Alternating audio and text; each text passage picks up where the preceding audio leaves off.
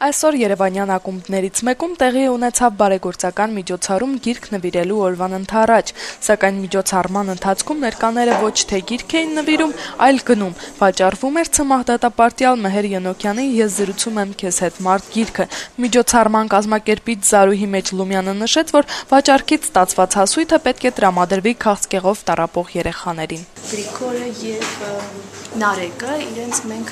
գտել ենք օգնեմ կետեյ կայքի միջոցով եւ ուղղակի տեսանք շտաբ գրությունը, որ երեխաները քիմիոթերապիայի կուրս են անցնում։ Մենք առաջին իսկ օրը վաճառվեց 100 գիրք եւ մոտ 200,000 դրամ Մեհեր Ենոքյանի անունից փոխանցվեց այդ երեխաներին։ Մեջլումյանի խոսքով այսօր Հայաստանում կա 104 Ցմահ դատապարտյալ, որոնց թվում դեռ 21-ը չլրացած երիտասարդներ։ 15 զինվորականներ, ովքեր զինվորական հանցագործությունների համար են դատապարտվել 18-ից 21 տարեկանում եւ հետեւաբար կլոր սեղանի ժամանակ վերջերս կայացած մենք դիմեցինք օրենսդրական փոփոխության նախաձեռնության համար, որպեսզի մինչեւ 21 տարեկան շեմը չդատապարտեն Ցմահ, օգտվելով Շվեդիայի եւ